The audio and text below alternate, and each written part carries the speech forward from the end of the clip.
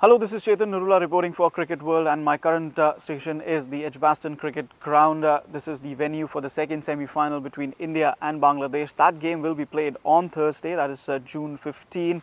And preparations are in full swing. The groundsmen are here, the TV crew are here, the kit is arriving. The Indian team has just arrived via bus. I came via train, was a bit delayed, so was able to see that the Indian team has just arrived by bus in Birmingham. Let's just talk about, before we talk about the semi-finals, let's just talk about what's happened in the last 2 or 3 days of the group stage. It's been an entertaining, Champions Trophy. It's been an exciting one as well. So Bangladesh beat New Zealand, then it was down to Australia to beat England and go through the semi-finals. They scored 277 runs only. And it was an easy fodder for England to chase down Ben Stokes with a brilliant knock and knocking Australia out of the tournament. Then came the big game, India versus South Africa. Winner takes all, really. Defending champions of the 2013 Champions Trophy versus the #1 ODI side in the world. It doesn't get bigger than that, does it? But how many times are South Africa going to, I'm not going to use the C word, but how many times are they going to crumble, also the C word, but how many times are going to crumble under pressure of a must-win game in an ICC tournament? Just how many times? It appears it's going to be one more time at least. So South Africa are out. 2 run-outs. India bowled well. They bowled tight in the beginning, put pressure on South Africa, and then Faf du Plessis with AB de Villiers, and then Faf du Plessis with David Miller. Good fielding from India, but also harakiri from South Africa. 2 run-outs, handing the advantage to India, and the score was restricted to 190, which was chased down with ease. So India topped their group, and they are now into the semi-finals. Then came the big game on Monday, a virtual quarter-final, last day quarter-final. It was Sri Lanka versus Pakistan. And these are 2 teams that blow hot and cold, really. The thing about Sri Lanka is they blow hot and cold because of their inexperience, and they'll blow hot and cold on different days. Pakistan are just inconsistent. They are unpredictable. So they blow hot and cold within the same match. They restricted Sri Lanka, and then they were chasing it very easily at one point in time, and then just almost threw everything away before their captain Sarfaraz Ahmed had to rescue them and get them through across the line. So before the tournament started, it was England, Australia, South Africa, India as everybody's choices for the semi-finals. But it turned out to be England, Bangladesh from Group A and India and Pakistan from Group B. A bit unpredictable, but entertaining mix of teams here. It's England versus Pakistan in the first semi-final. That is tomorrow in Cardiff on Wednesday, June 14, and Thursday, June 15. Like I said, India, Pakistan here in Birmingham.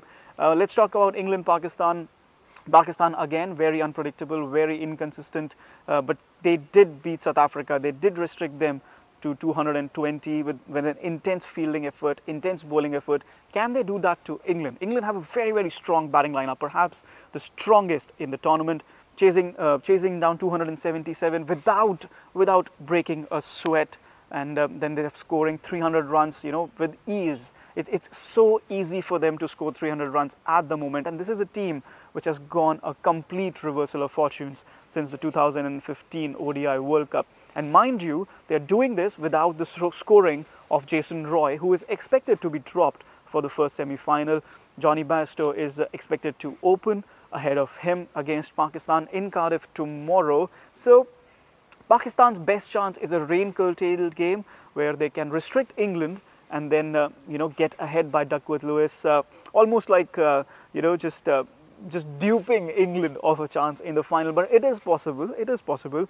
I'm not going to take any credit away from Pakistan, how they beat South Africa, but it is perhaps the only way you can see England being beaten by a very inconsistent, a very unpredictable Pakistan side. Talking about the second semi-final, England and India almost similar in terms of being batting powerhouses, but it's with the ball that they have a bit of a weakness, really.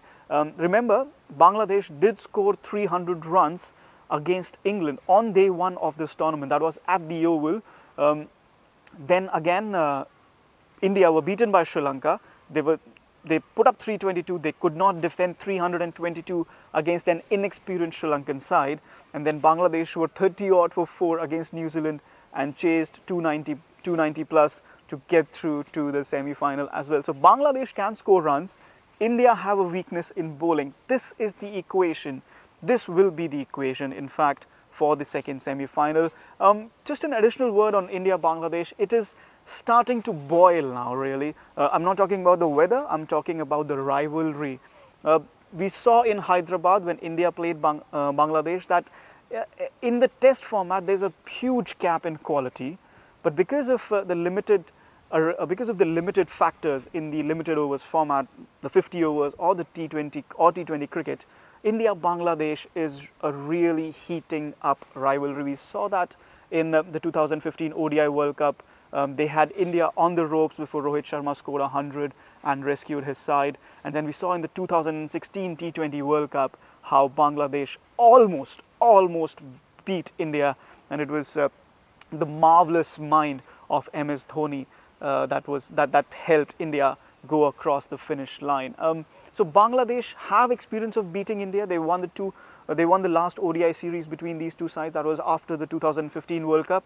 They won 2-1 there. So they have beaten India before. They have that experience, and this is almost like a muscle memory for Bangladesh. They are a very good side when they come together on their day. And let me tell you, against India, they will be raring to go, especially because in the warm-up they were bowled out for 80 runs. So they have a point to prove here in Birmingham.